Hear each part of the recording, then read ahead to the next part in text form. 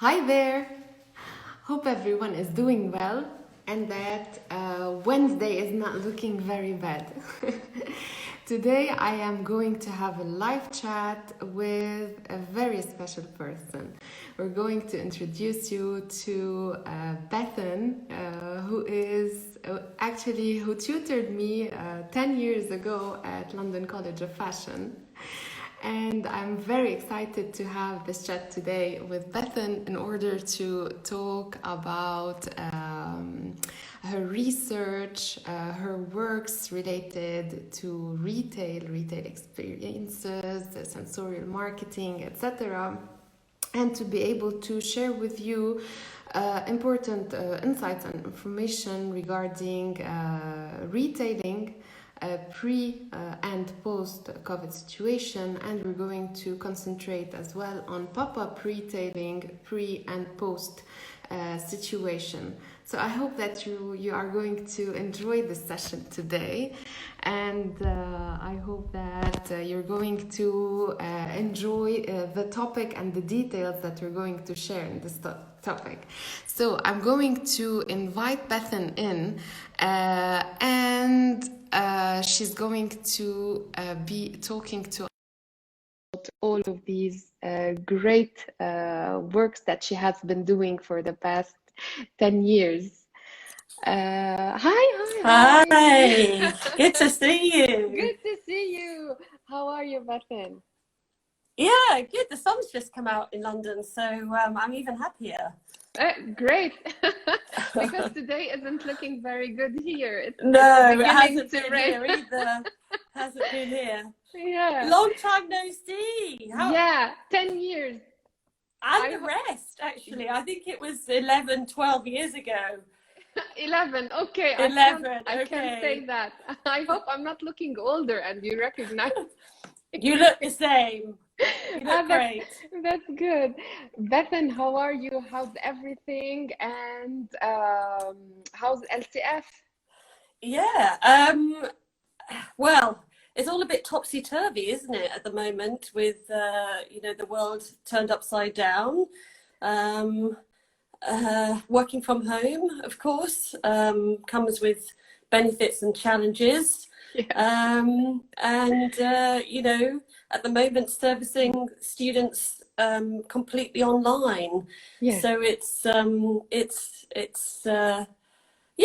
challenge, I think, for students and for staff. But we're getting through it. It's all new stuff. New ways of working, and so that's all good. Fast tracking, learning digital tools. Yes, that's what I was going to say. We suddenly got in front of all of these tools and we have to manage them very well. Otherwise, yeah, exactly. Bethan, I hope that you're going to have the time to discuss everything we thought of discussing today. So I'll leave the floor to you to take us through your journey, your professional journey, and arriving to your academic journey. Okay. And then we're going to look at pop-up stores in more detail. So I leave the floor to you. Sounds good. So I suppose I've been spoiled because I've had two careers so far over the last 30 years. I spent about 18 years in industry working for some fabulous brands, cutting my teeth after doing my MA or MSc at Converse, and working across Europe, Middle East and Africa. Then I was at Elle, and looking after the head of brand, looking after product, marketing, brand, and retail for Europe, and then at Kangol. And that was an international brand role. And then I set up my own consultancy, Brand Baker, and worked mainly with fashion lifestyle businesses on lots of different kind of brand strategy, brand audits, execution work. And then in the last 14 years, have carved out my second career in academia. which is completely different. Yes. But it's been fun. It's been a fun journey, and I've been at LCF 12 years now. So at the moment, for the last 8-9 years, I have ran the MA in Fashion Retail Management.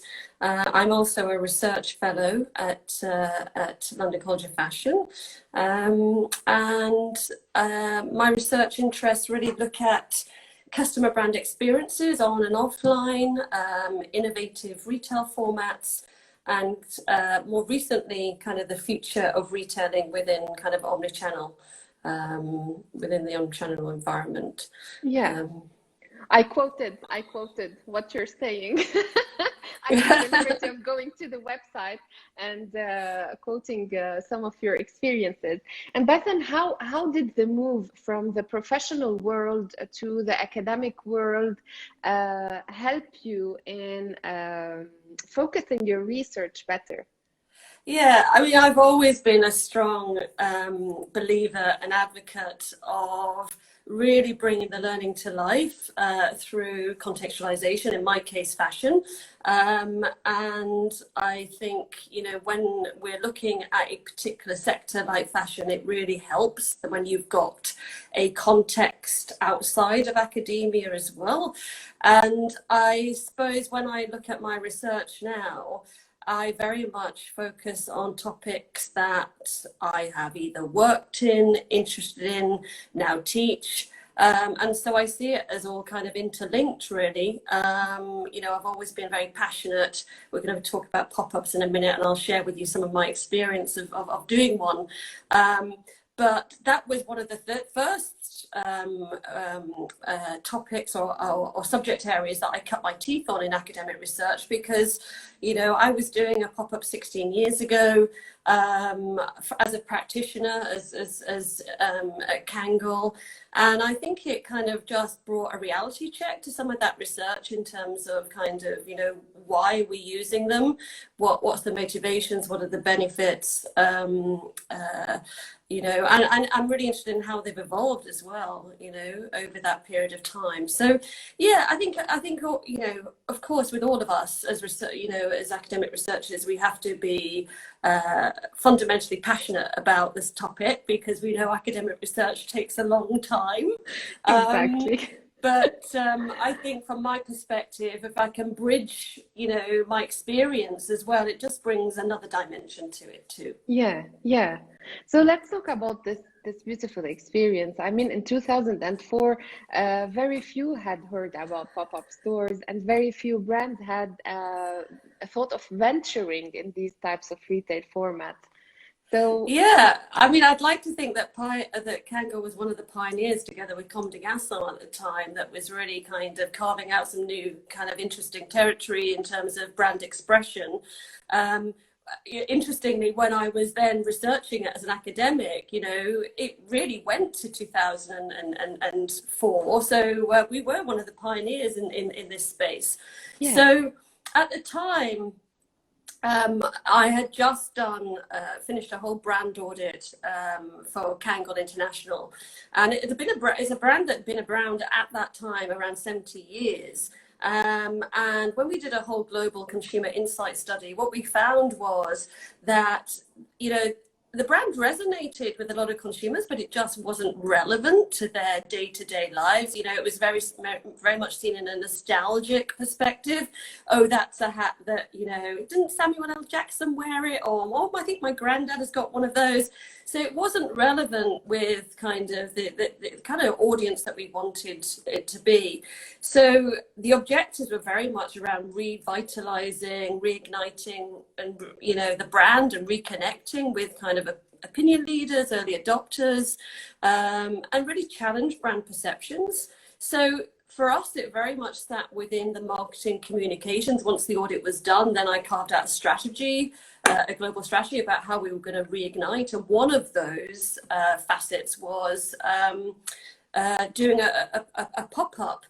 We ran the pop-up simultaneously in New York and London. And it was a mashup of collaboration. It was a whole kind of baptism of creativity, really, which was just the most fabulous thing to work on. So we worked with set designer Shona Heath, who is the most incredible set designer, and she had a very open brief to bring to life, Kangol in this physical space in both New York and London. We didn't want to take on a traditional retail store, so we wanted it to be, repurposed, maybe an art gallery or something, something that was different. It was very much part store, part exhibition, part guerrilla marketing space. Our media partner was Dazed, and we worked with them quite closely. We had artist collaborations with amazing illustrator Julie Verhoeven, New York collective A-Life, with Peter Jensen, which was a kind of a very up-and-coming designer of the time, and they were just given a date. So the whole concept was based on 38, the year that Kangol was born, 83, which is when it was reborn on the streets of New York and really adopted by the hip hop community. And then 04 was when we were launching the pop-up. And so each of our kind of collaborative artistic partners were just given a date, really, and said, you conceive Kangol in your own eyes based on the research of Kangol at that time. So we also then, it ran for a month. It topped and tailed with a kind of an opening party, which is very much targeted at VIPs and opinion formers, and then the closing, and we did a charity auction, etc. And then the closing party was about launching a limited edition collaboration with these three amazing partners. So with Julie, with Peter, and with A-Life, and they conceived a new product collection for that. So it was really interesting how it had a very different flavor and play out in each of the locations. In New York, we had people like Grandmaster Flash and DJ Jazzy J that were kind of grandfathers of hip hop back in the 80s just turn up because they were fans of the brand and friends of the brand, and had been over the last 20 years. So that had a completely different vibe, to what we had. So it was a fabulous, trial and baptism of creativity. As I said, it was very much situated within marketing communications, and very much from a guerrilla marketing perspective. So we kind of seeded it. We did graffiti and postering, stenciling around the kind of urban environment. So people were like, oh, what does 388304 mean? And then we drip fed, the kind of the media, etc. So the curiosity grew. So that was kind of 16 years ago. We've certainly seen a huge shift, and popularity in pop-ups since. There's been quite a lot of negative press, I suppose, as well about pop-ups because a lot of retailers, brands have been guilty of jumping on the pop-up bandwagon, and they've become quite ubiquitous. And then the challenge comes about, well, how do you renew? How do you iterate? How do you innovate, when we take the notion of what a pop-up is, because it became quite expected, by the consumer and also by the, I suppose, in my world anyway, fashion, by the industry, as being nothing surprising or nothing new. And I think therein lies the challenge about how do you take a pop-up, and how do you kind of, bring it to life? How do you renew it? And I think we've seen some great examples of that, and hopefully we'll have time to share some of those a bit later on. We should. I mean, what you're raising now as a point is really important, because what has been done in 2004 has shown the capacity that a pop-up store could have and the effect that it could give your brand. And on the other hand, we have seen that throughout these years, pop-up stores might have become vulgarized by brands and might have become a cliche and lost their flair. And this is an important point for brands to understand, because sometimes, as you said, they were jumping on these pop-up stores without really integrating them in their brand strategies, nor thinking about the effects that they should have on their brands. And we'll talk about these in a few. But Bethan, what has changed today between pop-up stores pre and post COVID-19? Is this making brands rethink of pop-up stores as strategic tools, or are pop-up stores taking a different concept, or maybe a different variable that the brand might use to enhance its experience? Yeah, I mean, I think what we've certainly seen, if I just take a step back before COVID and just kind of fill in the gaps for the last 16 years, I suppose the last 16 years, first of all, in kind of that adoption of pop-ups. I mean, what we've seen is that almost where it was situated within marketing communications, we have seen it evolve into a legitimate retail format in its own right, where, you know, arguably a lot of brands and retailers are using it as a strategic format as part of their, you know, test and trial new markets, new customers, etc., rather than it being kind of in the domain of guerrilla, you know, it's one of our activations that we're doing. So I think we've seen the legitimacy of it as becoming a part of the kind of retail arsenal that retailers can use, arguably of similar weight to what we saw, you know, when flagships were launched in the 1990s, etc. And, you know, it's now perceived as in a much more legitimate kind of way. I think, therefore, you know, how we've seen it being used, I suppose, pre-COVID is, you know, very much around brand awareness, certainly around engagement, just responding to that issue around, you know, when something becomes, you know, commonplace, how do you change it up? Yeah. I think what we've seen is much more experimentation, and also, you know, the experience has become much more important. So brands have been pretty innovative in what they've done with that space as well, to really engage you know, consumers. But in that strategic piece where, you know, brands have been using it in a much more strategic way, I think it has provided a kind of an opportunistic approach as a retail format, you know, in terms of its low cost, it's agile and flexible, you know, by the very nature of the fact that it's here today, gone tomorrow. It's got some nimbleness to it, and therefore is less risky. And I think in a backdrop of, you know, risk, certainly, and I'll come on and talk about that in a minute, around obviously what's happening with COVID now, but even so before that, you know, the market has been hugely volatile. You know, consumers' demand for novelty has been on an upward trajectory. You know, okay, that's the benchmark, now give me more. That's the benchmark, now give me more. And so we've seen these shifts. And so I think what the pop-up offers is this ability to flex and change. It's not on the notion as traditional retail perhaps has been around rigidity and fixedness. I remember, you know, again, when in my industry days, when we used to do store rollouts, it was all around the notion of fixtures and fittings.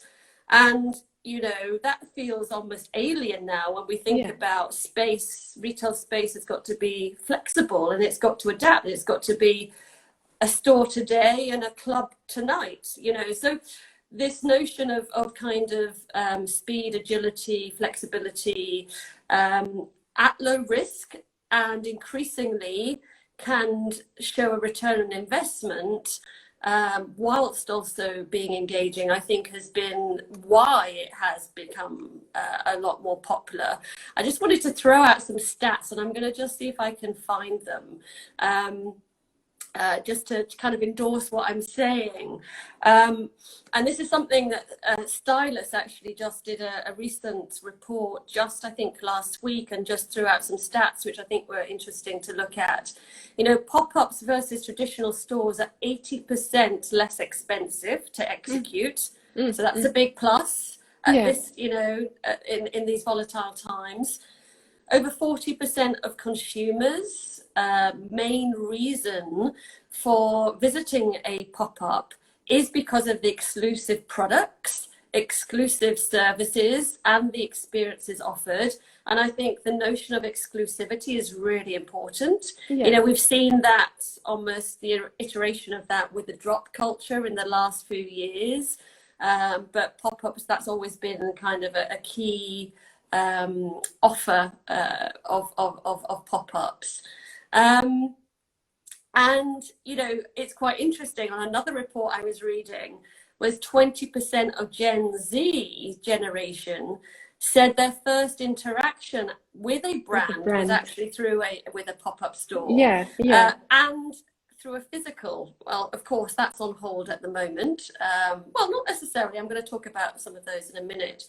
So, you know, we see this kind of trend towards, and I don't know if you've just read Business of Fashion and McKinsey's report for 2020, but they were also kind of advocating almost this even further shift towards pop-ups, because, you know, 42% of retail brand executives anticipate smaller format stores going in the future, and also 55% believe that localized bricks and mortar experiences are going to become more important.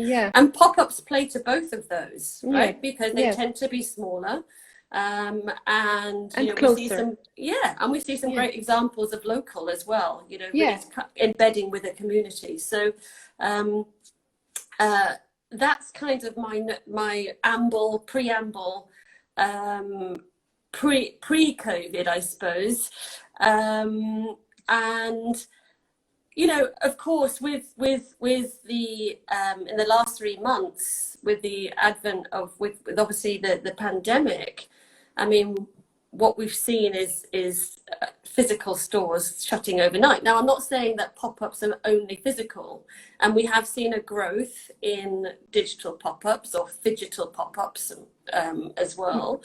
But I think, you know, we're going to see kind of just an acceleration of some of the trends in pop-ups that we saw kind of pre-COVID. And I can go through some of those in a minute. But I think we just have to do it with that mindset of consumer sentiment has changed. They're much more cautious about visiting physical spaces, regardless of what format they are. You know, so issues around safety, hygiene. And so we're going to see much more digital expressions of pop-ups, you know, these phygital pop-ups. And, you know, and even online pop-ups these days. Absolutely. Yeah, absolutely. So we've seen some great examples of that, and maybe we can talk about some of those in a second. Just let me go through a couple of questions that we have here. I'm going to rerun them for you, or comments. An emotional and enriching retail where the salesmen are really conscious about their role. Anyway, we have been having lots of comments lately related to this importance of interaction in pop-up stores. Someone else has commented that there's a combination of e-commerce and experiential. Another comment, in what ways will pop-up stores impact local stores? And let me run the fourth. And how can brands cope up with consumers' demands, like through pop-up stores, I think? What, now? Or pre-COVID? I think now. Or... But I think now there's not, well, you know, when we think, complicated. yeah, when we think about pop-ups, I mean, still the most popular format is the physical pop-up, and as I just said, we're going to see much more push towards you know, digital pop-ups, or digital pop-ups in this pandemic space that we find ourselves in now. But I think pre-COVID, we already had some brands that were really playing to that. And, you know, I think some lovely examples just recently, you know, of kind of the digital engagement and how, you know, this merging between kind of digital but with consumer facing events. So they've got that fluidity and agility built in.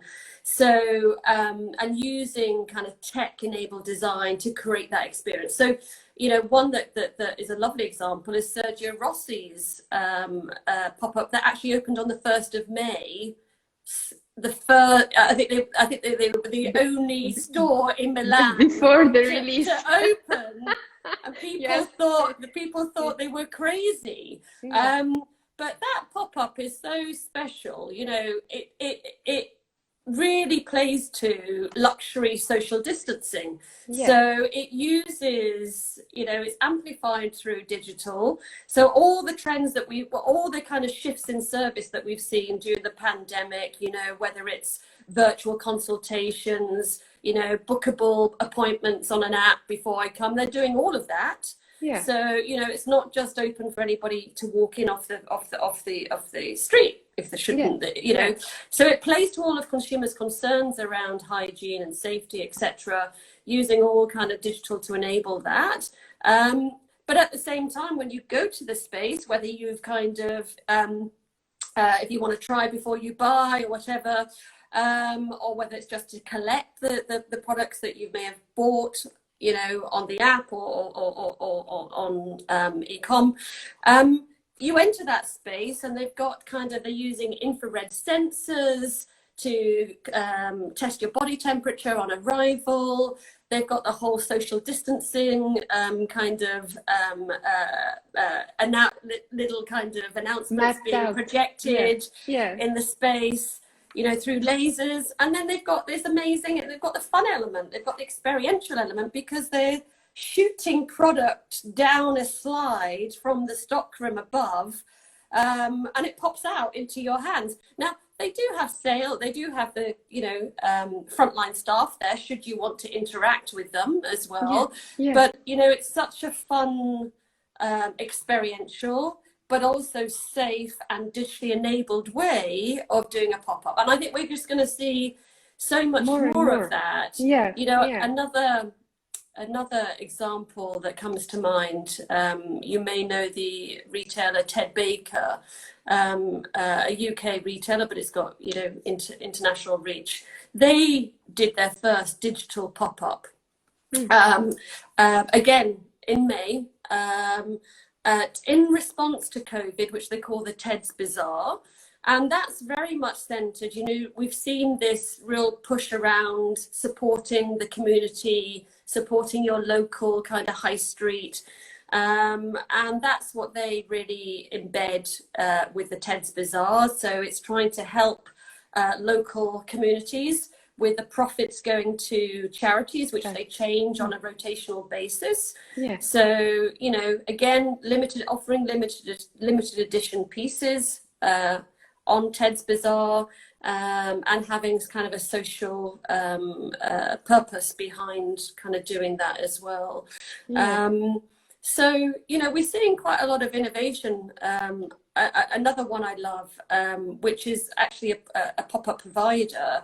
I don't know if you know Storefront, which is a marketplace for pop-ups. Yeah. You may have read about Galia, that, you know, they're really supporting their community. You know, those retailers that go to them to find usually physical space. Yeah. Obviously, that's been held up. Yeah, since the pandemic. Yeah. So now they are offering those retailers VR stores so they can recreate their physical environments during COVID online and offering these kind of short-term experiences. So I think these acts of kindness, these kind of supporting, you know, those that have supported you, putting people before kind of profits, that's where we've seen some kind of pivoting, I think, during the pandemic, where pop-ups are concerned. But a lot of the other trends that we saw pre-COVID with pop-ups, I think are just going to be amplified in a post, you know, COVID world. I'd like to think that, you know, I'm a big fan of the physical store anyway. I'm a big champion of it. A lot of my research are around the physical store. And I'd like to think that new iterations of the physical store will come into being. But I think we'll see things like, you know, almost like cashierless pop-ups, a bit like the Amazon Go, but in a pop-up form, so completely tech enabled. We're going to see much more of the portable or mobile pop-ups, you know, because outside of a physical kind of store. And we're also going to see, you know, within that kind of outdoor pop-ups, because of the kind of the restrictions around social distancing. And so this mobile pop-up, this notion of retail on the go, or retail goes to where the consumer's at, again, playing on the consumer sentiment. I don't really want to go shopping. Okay, that's okay. Let's go to you then. So I think we're going to see a lot more of that. And I think we're going to see a lot more of, coming back to the question that was earlier, around, you know, pushing local and communal. I think post-COVID, we're going to see an accelerated value of pop-ups, and, you know, supporting neighbourhoods, aligning services with local needs, being really contextually relevant. And so it's almost like moving from, you know, an external, global to hyperlocal kind of thing. Exactly. You know, outside of fashion, it was lovely to read when the Nightingale hospitals, you know, kind of obviously were created in response to the pandemic here in the UK.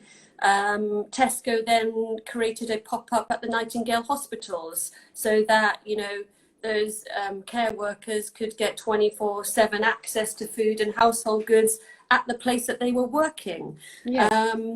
So, you know, I think we're going to see much more nimbleness, much more flexibility, much more kind of innovative expressions, I suppose, beyond a physical, you know, physical retail space of pop-ups, and definitely tech-enabled in the initial stages anyway. But I think, you know, because digital has become so democratized over the last 3 months, you know, my 80-year-old mother-in-law is now, you know, all over Zoom and doing, you know, online shopping like she is going out of fashion. So, you know, I think some consumers just won't come back from that. Now they've got over the barrier of use. And seeing how you know, how user-friendly digital can be. So I think we're going to see much more expressions of digital pop-ups in the future too. Hopefully, let's see how things will roll out. Bethan, do we have the time to talk about just looking some of the research that you have done on pop-up stores? Yeah. At least some. I think just to bridge out between what you have been talking about and the importance of academia and the professional world, and just to highlight how pop-up stores have been very active lately, but very few researchers have paid interest to those. I know. Why?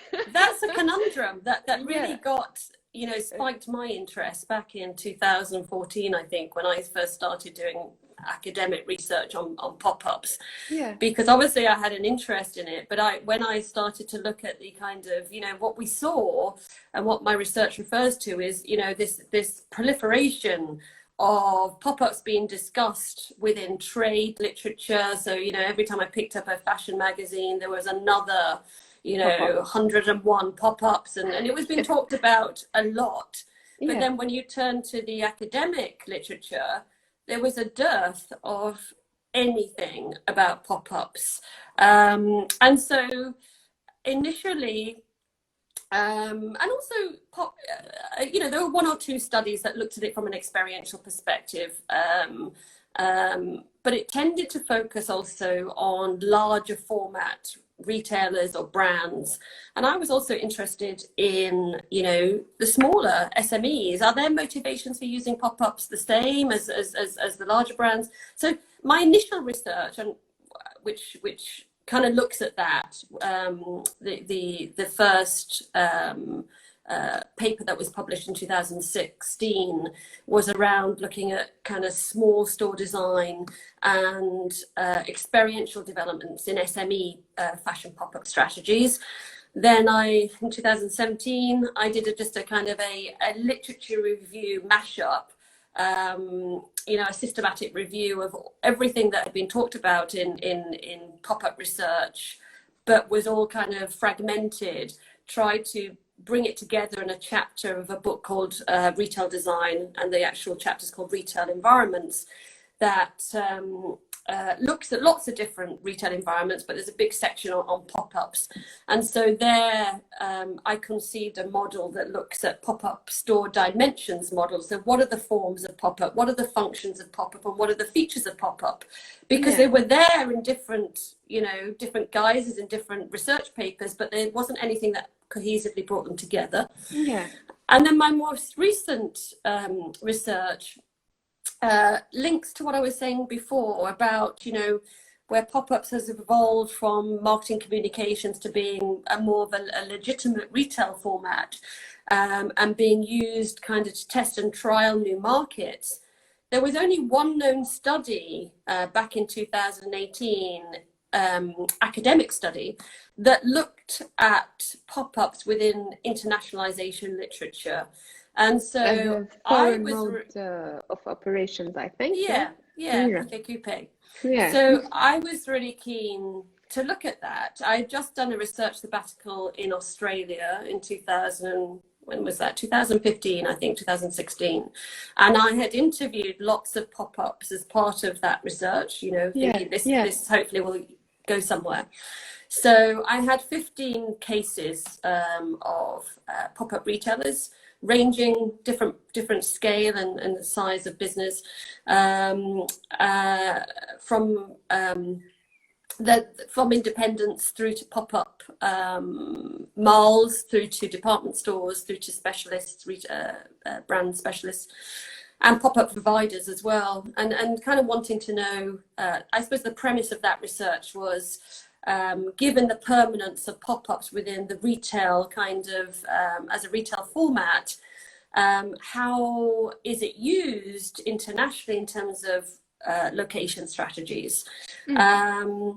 So it's very much looking at the role of the pop-up within international retail location. You know, what are the factors that influence pop-up store locations? What kind of credence or importance do retailers give to pop-up location? And how are they sourced and selected?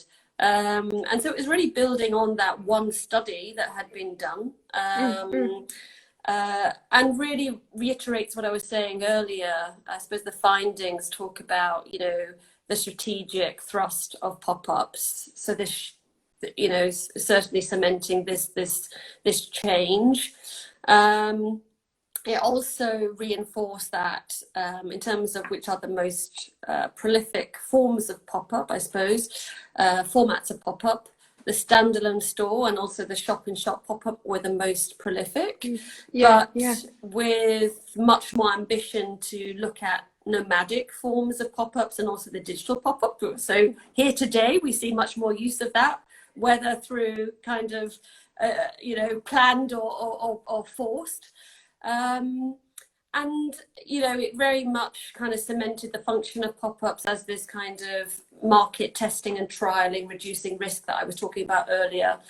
And it highlighted this kind of trade-off between, or the tensions, I suppose, that you have to make as retailers between kind of commercial decision making around footfall and selling versus positioning and marketing decision making, and that very much comes into the fore with location strategies. So do I take a primary location site where it's all about driving footfall and therefore sales and maybe brand awareness, or do I take a much more secondary or tertiary location and it's much more around discovery and perhaps positioning the brand?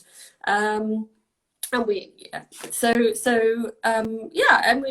still one of the very few studies that have looked at it within that more strategic lens, I suppose. And I really hope that it's used for a lot more, bring it on. Yes. And what are the future topics that you might venture in studying? Are there aspects related to that strategic part of pop-up stores, or you're going to look more at a smaller format to study, or what are your future research in terms of pop-ups, or just my future research generally? In terms of pop-ups. Okay, so one of the future directions, I suppose, that paper revealed was this notion of, we talked about the elevated experience and how pop-ups have been used in that kind of much more amplified experiential way. Yeah. And one of the findings that came out of that was increasingly we saw pop-ups having what I call third places inside them. So, almost kind of, whether that's a cafe, whether that's a, in traditional stores, we've seen cinemas, libraries, art galleries. Yeah. That make you want to dwell. It gives you a non-transactional reason to hang out in that space. And so I had a paper, I then developed a research paper, which has already been published, so it's not kind of something I'm anticipating in the future, but that was dedicated to third places and fashion's third places. And it didn't look at pop-ups specifically, but it looked at this general notion of what are third places in the context of fashion, and how are retailers using those, and how could they be used going forward in terms of brand engagement, etc. Yeah. So that's been interesting. One of the, as I mentioned earlier, the two areas that retailers certainly wanted to look to in the future were digital pop-ups and also more nomadic expressions of pop-ups. And I think they would be really interesting to look at as well, and do a deep dive into both of those expressions. And I think with my latest research is very much positioned in the future. So last year I just got something published that looks at the future of the physical store within omnichannel retailing. Now, you could break that down and look at the future of the pop-up within omnichannel retailing. And I'd love to have the time to do that, to think, well, what's the next expression, what's the next iteration of pop-ups. So yeah, I just need time. Exactly. I hope that I know that you are bound to a 40-minute anyway. We are at our 40th minute. I don't want to be holding you back, but if we manage to do another chat, maybe we could look at this direction into more detail. Yeah, brilliant. Lots of people have waved at you and said thank you. I think they have left.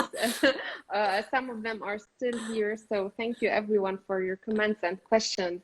Bethan, what key giveaway messages could we give related to that topic, and that could really help people think about what we have been saying? Okay, what in future iterations of pop-ups? Yeah. So I think we can break it down into two kind of timescales: the immediate, and with the backdrop of the pandemic, the global pandemic, there are some immediate, I'm thinking kind of safety, hygiene concerns in mind.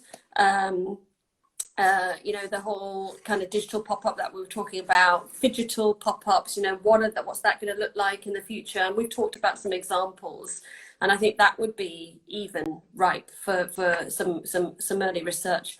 And I think a little bit longer term, hopefully beyond a world beyond the pandemic, if we can see that far, you know, I talked about the permanence of pop-up, not in terms of a fixed space, but it's here to stay. Yeah. Because I think it's already shown its test of time, you know, 20 years on, and we're still talking about pop-ups. You know, what's the next iteration? I've been talking a lot about what I call brand ships. And it's almost kind of this notion of pop-ups. Will they use up flagships? You know, when we talk about size and scale, I mentioned the McKinsey report earlier about their predicting that smaller formats are going to be important. So we can almost kind of, it doesn't mean that we can't, you know, everything that the flagship has been in the past, the expression of the brand, the biggest and the boldest. Why can't we do that in these small but beautiful forms? Yeah. So that's what, you know, it's almost kind of, so this notion of the brand ship, I think, is really important. We can look at that. I think, you know, exclusivity, how we think about that going forward, and how do we build in the test and trial. A friend and colleague of mine last year, I've got to talk about this. I don't know if you read about it, Galia, but she created Hot Second, and she was Karina. Yeah. And she launched a pop-up, which was the first world known store, digital, a circular economy store, which traded physical garments for digital experiences. You know, so you could try on a digital garment. Now, that's a whole nother story in itself, but that was really used in a test and trial way, you know, and there's so much innovation and experimentation happening in that space. It was really lovely to experience it in a physical form, even though you couldn't transact. You know, your takeaway was your shareable digital outfit. Yeah. So I think we're going to see more of that kind of expression. You know, I think that's really interesting. And I think, you know, research around that, manifestations of pop-ups will be really interesting. I think we've also, what I haven't had a chance to speak about today, even before COVID, we saw much more emphasis on purposeful pop-ups, so sustainability, and really using pop-ups for brands to share their values around sustainability and their sense of purpose, you know, to build lasting connection. And I think we're going to see much more of that. On another time, I'd love to talk to you about how pop-ups have perhaps been doing that and how that will evolve. So I think purposeful pop-ups are really important as well. And also this notion of paying for the pop-up. If the experience is so fantastic, I'll book it and I'll pay for it. Now, Anya Hindmarsh has been doing that. She, you know, 2 years ago, she replaced the fashion show with the 3-day event, which is arguably a pop-up because it's part store, it's part installation, it's, you know. Yes, event. Yeah. But you pay for it. Yeah. So I really like the idea of that as well, you know, and that, what does that mean for how pop-ups are going to be? Are they going to be uber personalized, you know, in the future? So yeah, so much scope, I think. Yeah, so, you know, exactly. So exciting, such an exciting space. And we have also managed to talk about many lovely areas of pop-up stores and for brands to think of. Bethan, I can talk till tomorrow, but I don't want to be holding you. I've got a Pilates class in 5 minutes. Okay. So I hope that we will be able to do another live session to talk about the other issues, and I'm going to be sharing on the story right after the live your biography, some of the publications that are all found on the UAL website. And I invite everyone to connect with you on LinkedIn in case they need to chat with you or get in touch regarding their plans. Brilliant, Thank you brilliant. so much, And Bethan. it's so lovely to re-see you, albeit on a Yes. screen. Yeah. And hopefully in a post-pandemic world, we can actually meet physically as well, either in Paris or London. That'd be lovely. Hopefully. Soon, soon, soon. Hopefully. Thank you so Bye much, now. Bethan. Bye. Ciao. Bye.